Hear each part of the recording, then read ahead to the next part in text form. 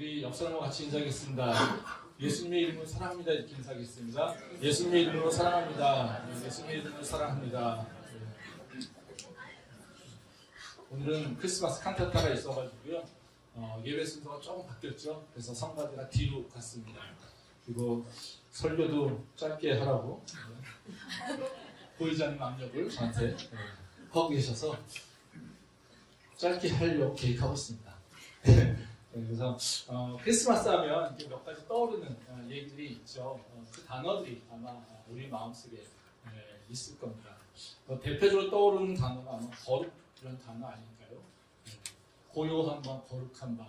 우리 크리스마스 하면은 딱 그런 찬송이 이제 저희한테 이제 생각나잖아요.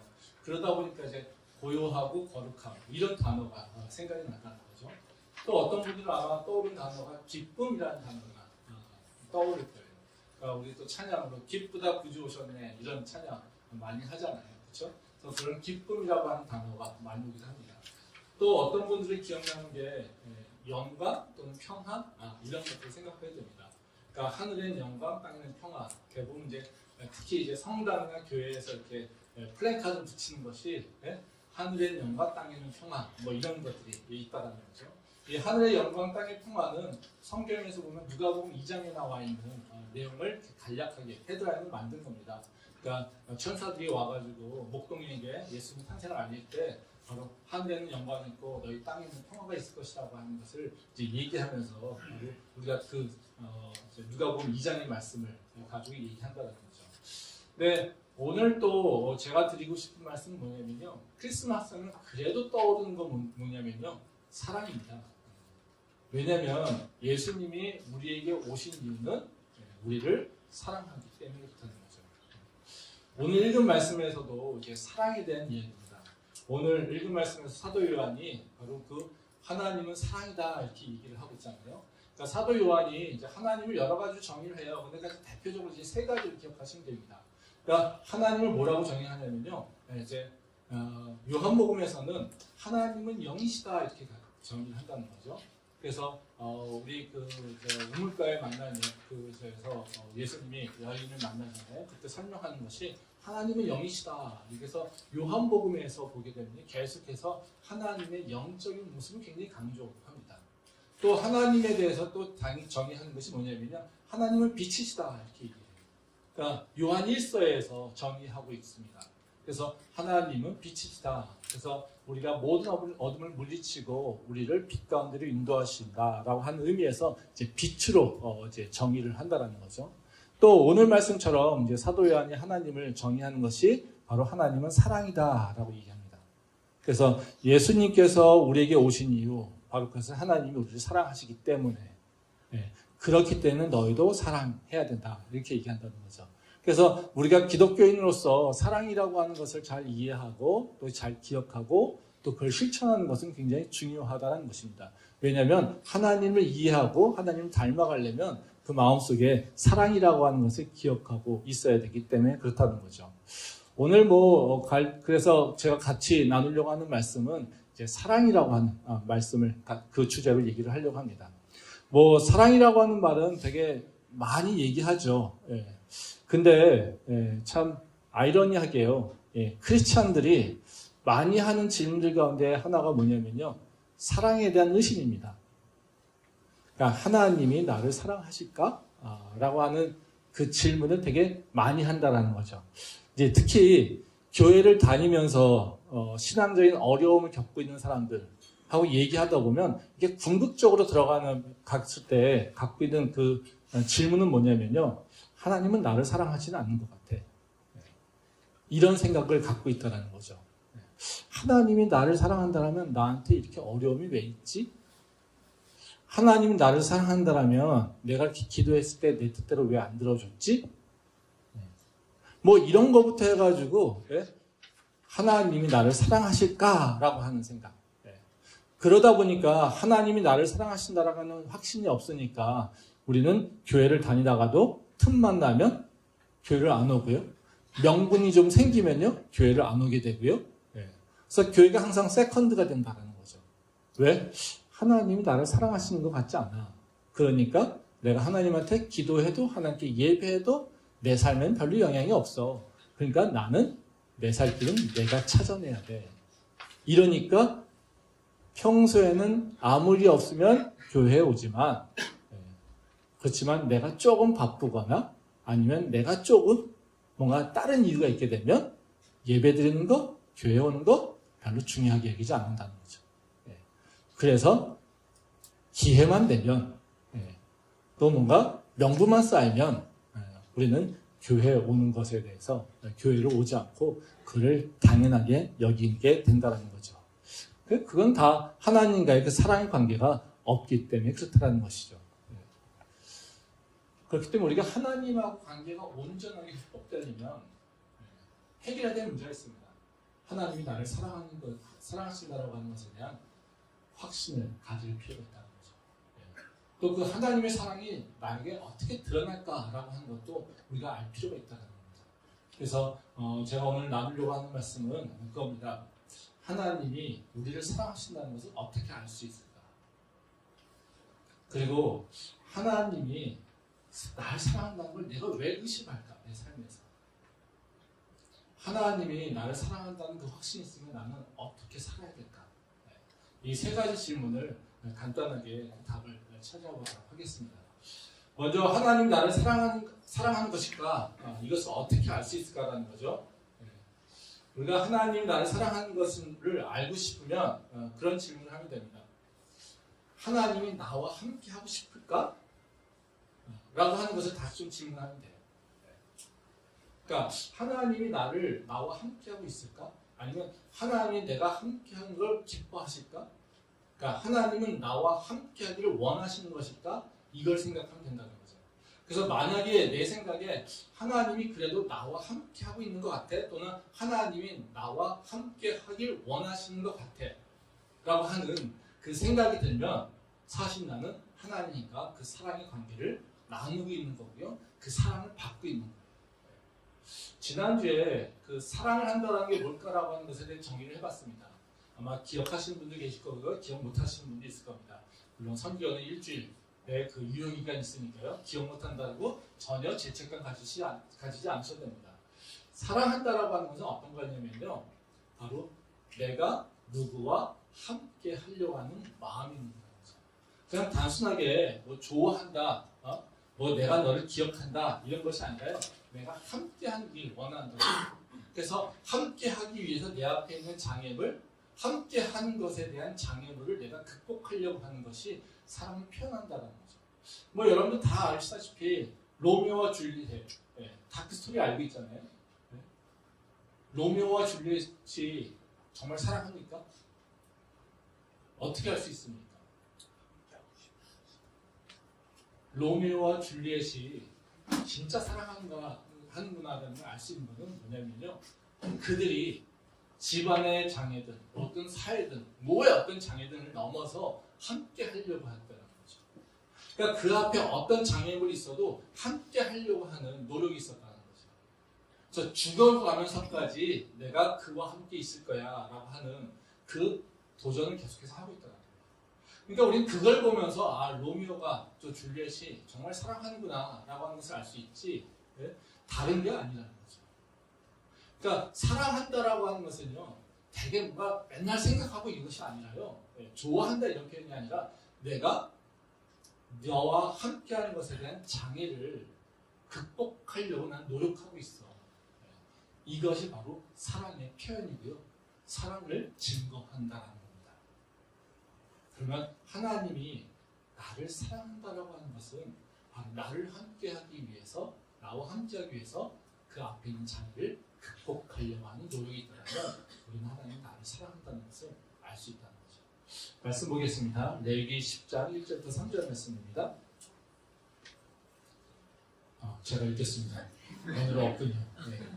아론의 아들 나답과 아비후가 각기 향로를 가져다가 여호와께서 명령하시지 아니하신 다른 불을 담아 여호와 앞에 분향하였더니 불이 여호와 앞에서 그와 그들을 삼키매 그들이 여호와 앞에서 죽은지라. 모세가 아론에게 이르되 이는 여호와의 말씀이라 이르시기를 나는 나를 가까이 하는 자 중에서 내 거룩함을 나타내겠고 온 백성 앞에서 내 영광을 나타내리라 하셨느니라. 아론이 잠잠하니. 이 말씀은 굉장히 무서운 말씀이에요. 그러니까 하나님이 어떻게 예배드리는지에 대한 얘기를 이스라엘 백성들에게 얘기하시죠. 그리고 하나님 앞에 나올 때는 하나님께 구별된 모습으로 나오라고 얘기합니다. 근데 아론의 아들들이 이제 하나님께 분향해서 그 번제를 불을 피우려고 할 때 불을 하나님께서 구별된 불이 아니라 그냥 자기가 아무거나 불을 갖다 폈어요. 이 불이나 저 불이나 똑같은 불인데 이러고 했어요. 그랬더니 그 모습에 하나님께서 화가 나셔서 또는 화가 나셨는지 안 하셨는지 모르겠지만 어쨌든 그 아들들을 죽게 하셨더라는 거죠. 너무 잔인하죠. 그깟 불이 뭔데? 그렇죠? 라이터를 켜든 성냥불을 켜든 가스불을 켜든 불이 똑같지. 뭐가 거룩한 게 뭐가 있어? 그렇죠? 네. 근데 하나님은 그걸 구별한 거를 쓰라고 얘기했습니다. 그 구별한 거를 쓰지 않았더니 죽음이라는 거죠. 우리가 예배 가운데 예배 드리는데 뭐 그게 대단합니까? 그렇죠? 네. 오늘도 이제 특히 이제 우리 이제 교육관에서 예배 드리면 되게 공간이 좁잖아요. 그러니까 되게 분주하죠. 그러니까 사실 오늘도 전사님이 경배 찬양 시작할 때 되게 힘들어 하시잖아요. 왜요? 예배 시간이 다 됐는데 아무도 집중하지 않아요. 네. 그렇죠? 네. 왜 다른 것에 이제 막 할 일이 많잖아요. 또 하던 일도 있고. 근데 전사님은 어쨌든 예배를 끌고 나가야 되니까 힘들죠. 네? 그렇죠? 네. 그 별거 아니잖아요. 그렇죠? 왜 그렇게 난리 칩니까? 시간을 구별해야 되니까. 지금 뭐 하는 시간인지 구별해야 되는 거니까. 그렇죠? 네. 그러니까 하나님 앞에 되게 중요한 건 뭐냐면요. 구별해서 드리는 거예요. 시간이든 내 옷 입는 것까지도. 그렇죠? 네. 내 재물 드리는 것까지 모든 것을 다 어떻게 해요? 우리가 하나님 앞에는 구별됨이 있어야 돼요. 근데 그 구별됨이라고 하는 게 뭐냐면요. 바로 거룩함이에요. 그래서 하나님은 거룩하다는 거예요. 그 거룩함이라고 하는 것은 여러 가지 의미가 있잖아요. 다 아시다시피 정결하고 순결하고 죄가 없고 하나님 앞에 온전한 것. 이런 것들이 라는 것이죠. 근데 그 거룩함을 깨고 들어오면 어떻게 해요? 하나님은 잘라내신다. 하나님은 징벌하신다. 그래서 하나님이 우리한테 뭐라고 하십니까? 내가 거룩하니 너희도 거룩해라. 그러니까 지금 아론의 아들들이 뭐예요? 하나님이 거룩한데 하나님께 드리는데 거룩하지 않은 것을 사용한 거예요. 그러니까 어떻게 해요? 하나님이 그를 벌하시는 거예요. 이게 하나님이 우리에게 대하는 방식이라는 거죠. 그러면 우리가 하나님하고 함께 하려면 어떻게 됩니까? 거룩한 존재가 돼야 돼요. 순결한 존재가 돼야 돼요. 정결한 모습이 있어야 돼요. 어때요? 우리는 그럴까요? 우린 그럴까요? 그렇지 않죠. 하나님을 만나려면 그 거룩함으로 나가야 되는데 우린 스스로 거룩할 수가 없어요.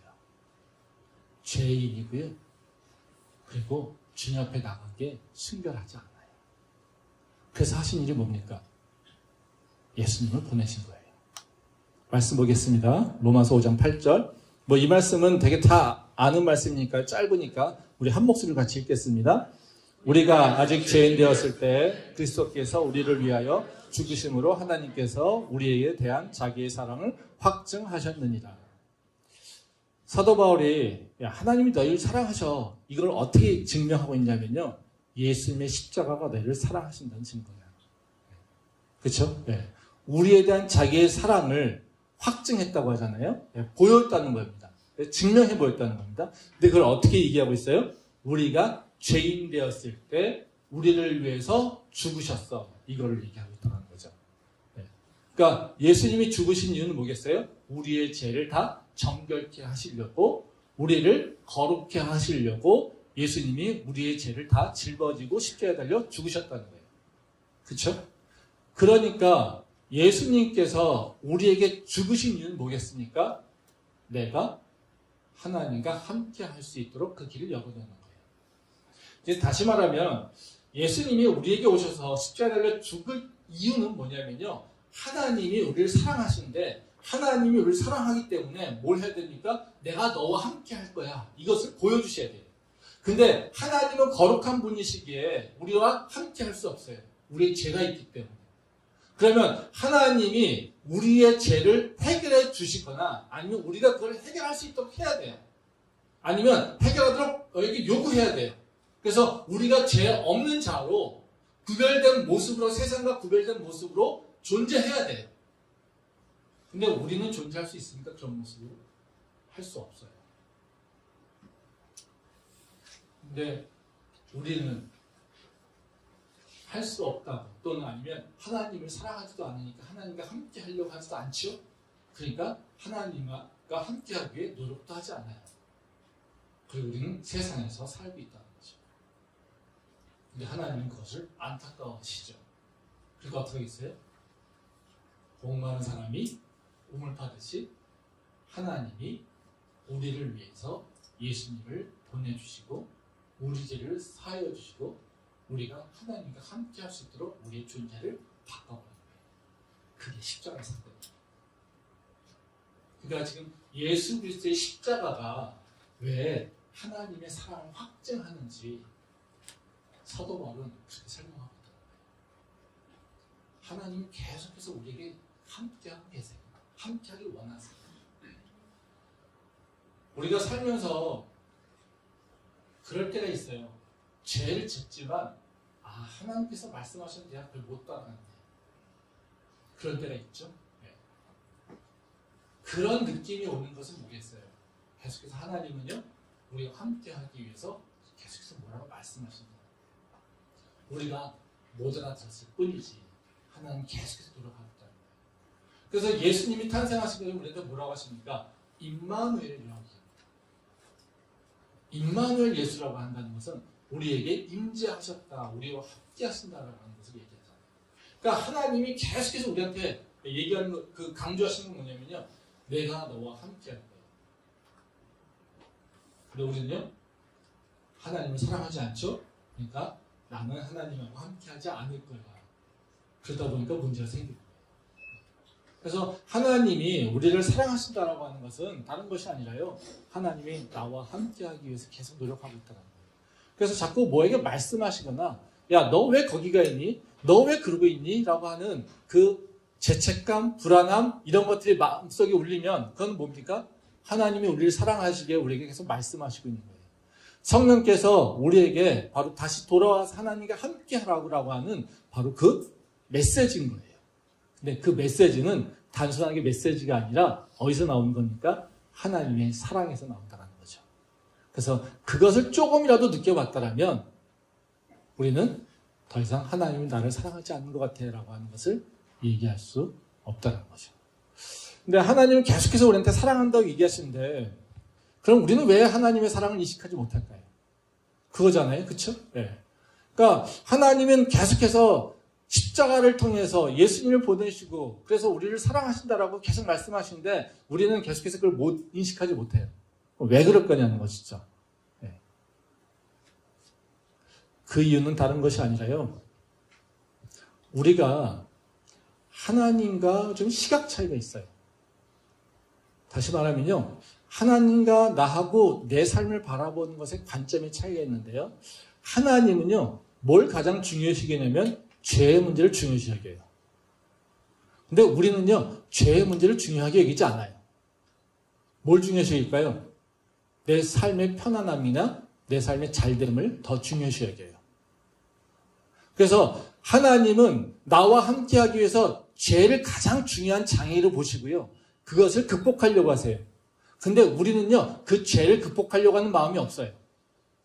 그러니까 하나님은 우리와 함께하기 위해서 뭘 할까요? 계속해서 너의 죄를 해결하기 위해서 내가 계속해서 우리에게 말씀하세요. 근데요 우리는요 하나님과 나와 관계 속에서 죄를 해결하려고 하는 마음이 없어요.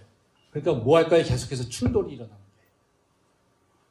그러니까 하나님이 가고 있는 방향, 또 하나님 주시는 메시지를 아무리 하나님 메시지 주셔도 우리는 그 메시지를 듣지 못한다는 거죠. 우리는 하나님이 중요시 여기는 죄의 문제에 대해서 관심이 없어요. 그게 가장 큰 문제예요. 그것 때문에 우리는 계속 하나님하고 엇갈리게 된다는 거예요. 말씀 한번 보도록 하겠습니다. 마태복음 2장 4절부터 5절 말씀입니다. 같이 읽도록 하겠습니다. 무리들 때문에 예수께 데려갈 수 없으므로 그 계신 곳에 지붕을 뜯어 구멍을 내고 중풍병자가 누운 상을 달아 내리니 예수께서 그들의 믿음을 보시고 중풍병자에게 이르되 작은 자야 내 죄 사함을 받았느니라 하시니. 이 말씀은 뭐 다 아시는 말씀이죠. 중풍병자가 그 고침받는 사건을 얘기하는 거예요. 중풍병자가 예수님을 만나고 싶은데 만날 수가 없어요. 그래서 사람이 예수님한테 주변에 예수님 인기가 너무 많으니까 주변에 사람들이 가득했단 말이죠. 그러니까 갈 수가 없어요. 중풍병은 자기 몸을 가눌 수가 없잖아요. 그러니까 친구들이 어떻게 해요? 천장을 뚫고서 내려보냈어요. 그래서 내 친구 좀 고쳐주십시오 이렇게 얘기했다는 거죠. 근데 예수님이 뭐라고 하세요? 중풍병자에게 내 병이 나았다 이렇게 얘기하지 않았어요. 뭐라고 얘기하십니까? 내 죄가 용서받았다 이렇게 얘기한다. 이 말씀을 왜 우리한테 필요한 거냐면요. 왜 사람 얘기하는데 갑자기 중풍병자 사건이 나오지? 이렇게 생각하시는 분 계실 거예요. 근데 우리가 죄의 속성을 알아야지 하나님 사랑을 이해할 수 있어요. 그리고 왜 하나님이 나에게 죄의 문제를 그렇게 중요시 여기는지를 우리가 이해할 수 있다는 거죠. 그래야 내 삶에서 하나님하고 나하고 자꾸 시각 차이가 나서 엇갈리는 것을 방지할 수 있다. 죄는 흔적이 있어요. 그 흔적은 어디에 남아있을까요? 죄 지은 사람에게 남아있어요. 다른 데도 남아있겠죠? 근데 죄 지은 사람에게 가장 남아있어요. 쉽게 표현하면 그겁니다. 죄 지은 사람은 우리가 알 수 있죠. 전과라고 하는 표시 때문에. 그렇죠? 또 죄 지은 사람은요. 바로 우리가 사건 수사를 받을 때 그 죄 지은 사람의 특성이나 이런 것에서 변화된 것을 수사관들이 느끼죠. 그걸 통해서 죄가 있네 라고 확증해요. 그렇다면 무슨 얘기예요? 죄라고 하는 것에 그냥 단순하게 결과, 죽음만 얘기하는데요. 죄를 짓게 되면요. 우리한테 뭐가 있냐면 흔적이 남아요. 그 흔적은요. 내 마음판에도 있고요. 내 정신에도 있고요. 내 삶의 모습에도 있고요. 내 삶의 환경에도 그대로 남아있어요. 그러니까 범죄의 현장에는 뭐가 있습니까? 죄의 흔적이 있잖아요. 근데 우리는 죄에 대해서 이렇게 생각하지 않아요. 내가 죄 짓고 그냥 하나님한테 기도해서 용서해 주세요 하고 용서받았다? 그럼 끝나면 뭐예요? 흔적이 없다고 생각해요. 또 내가 죄를 지었는데도 불구하고 내가 인식하지 못했어요? 그러면 그 흔적이 없다고 생각해요. 나는 깨끗하다고 생각한다는 거예요. 근데 우리가 죄를 짓게 되면요. 반드시 그 죄는요. 흔적이 남아있어요. 지금 생각해 보세요. 중풍병자가 죄를 해결하기 위해서 주님 앞에 나왔습니까? 아니에요. 중풍병자가 나온 이유는요. 자기 몸이 아프기 때문에 나온 거예요. 근데 예수님이 해결한 건 뭡니까? 그의 죄의 문제예요. 그렇다면 무슨 얘기일까요? 중풍병자가 왜 아플까요? 왜 중풍병에 걸렸을까요? 그 죄의 흔적이라는 거예요. 그러니까 우리는 죄에 다른 사람에게 걸려서 있지 않으면 그 죄가 없다고 생각해요. 나는 깨끗하다고 생각하다는 거예요. 근데 하나님은요. 그렇게 보지 않으신다는 거예요. 네 죄가 있는 것은 바로 흔적이 있어. 네가 죄를 졌으면 너의 몸에 바로 죄의 흔적이 있어. 그 죄를 씻기 위해서 내가 예수를 보낸 거야. 근데 너는 흔적이 없다고 생각하지? 그래서 나는 너에게 내가 함께 할 수 있도록 그 죄의 흔적을 지울 거야. 그게 예수님의 십자가라는 거예요. 그 흔적이 없어야지 내가 하나님하고 함께 할 수 있다는 거예요. 근데 우리는 그 죄의 흔적을 못 느끼고 살잖아요.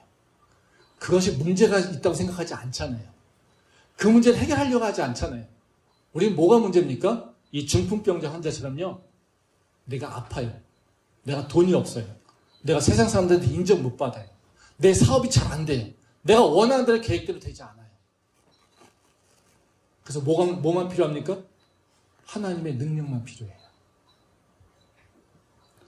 하나님은 계속해서 우리한테 뭐라고 하시냐면요. 네가 거룩하길 원해. 우리는 하나님 난 거룩 필요 없어요.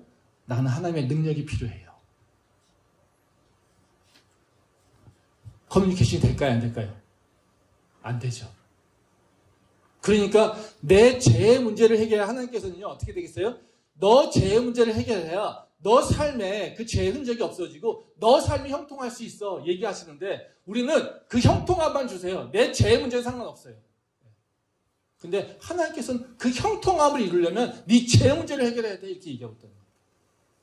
그러니까 어떻게 해요? 하나님하고 나하고 계속해서 커뮤니케이션이 안 일어나는 거예요. 의사소통이 안 되는 거예요. 그러니까 우리는 하나님이 날 사랑하지 않아. 아니야, 난 널 사랑해. 너 문제가 뭐냐면 죄야.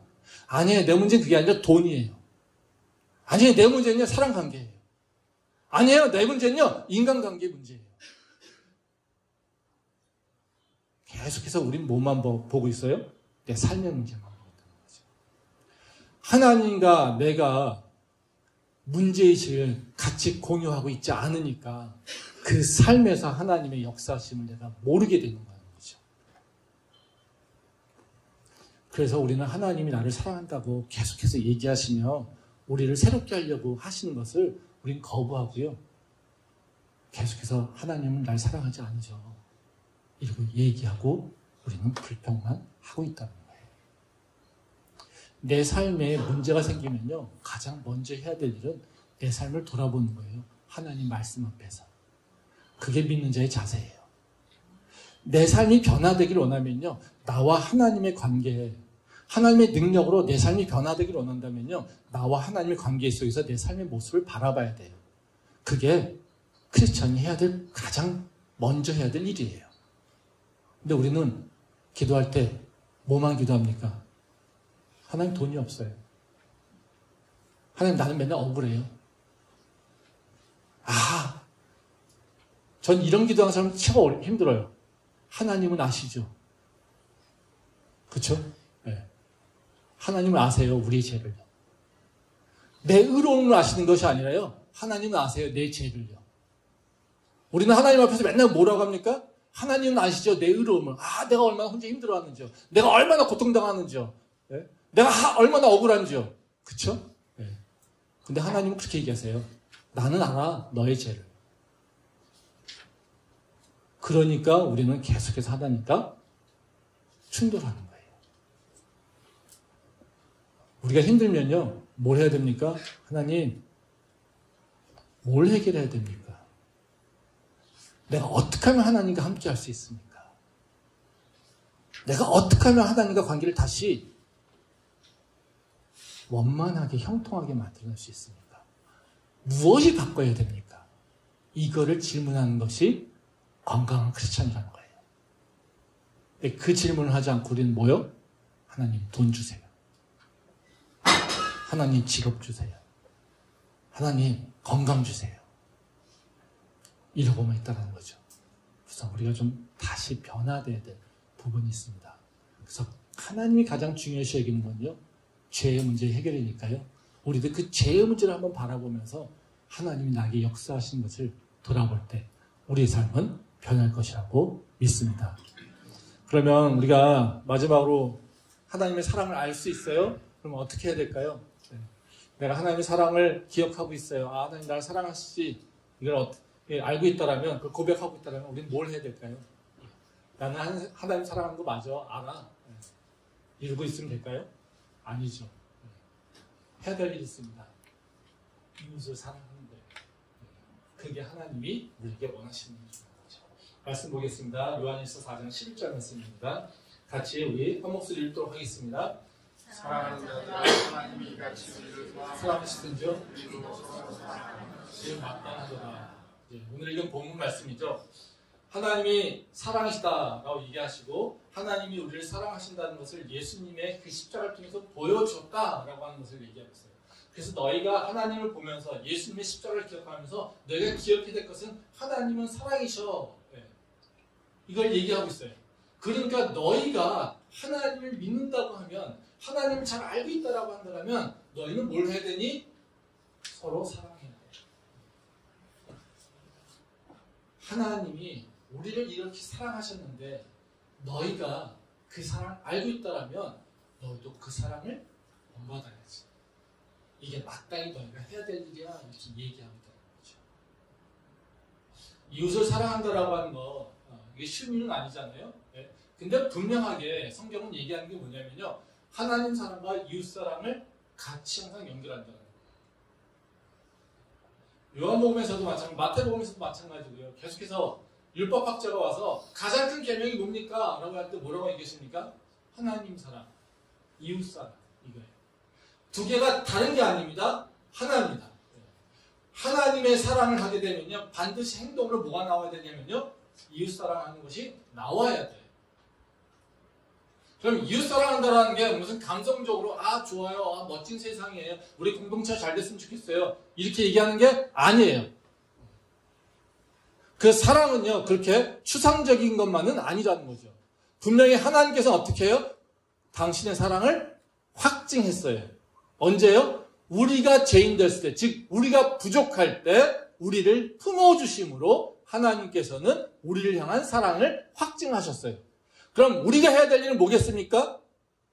상대가 부족하다고 할 때 상대를 품어주려고 하고, 그것을 내가 잘 안 되지만 그 방향으로 나가려고 하는 것이 바로 사랑이에요. 우리는 많은 경우 크리스찬들이요, 좀 신앙이 있어, 믿음이 있어 얘기하면 뭐 합니까? 쟤는 왜 저렇게 살지? 왜 쟤는 저러지? 이게 들죠. 그게 우리의 육체의 마음에 그게 드는 것이 자연스러운 거예요. 근데 그 마음을 어떻게 해요? 믿음이 있다라면 극복하는 거예요. 뭘로요? 사랑으로요. 쟤는 왜 저러지? 되게 보기 싫네? 그럼에도 불구하고 내가 그와 함께 하려면 내가 어떻게 해야 될까라고 하는 마음으로 내가 고민해야 되는 거예요. 사랑은요, 대단한 게 아니라요, 그와 함께 하기 위해서 내가 노력하는 거예요. 내가 그와 공존하기 위해서 노력하는 거예요. 근데 우리는 어떻게 해요? 판단하잖아요. 평가하잖아요. 얘기 안 하려고 하잖아요. 떨어지려고 하잖아요. 이렇게 모든 사람에게 드러나는 육체 반응이에요. 저도 마찬가지입니다. 네, 저도 마찬가지예요. 이 앞에서 얘기하고 있지만 저도 뭔가 싫으면요, 먼저 들어오는 감정은요, 멀리 해야지라는 거예요. 왜요? 그게 편하잖아요.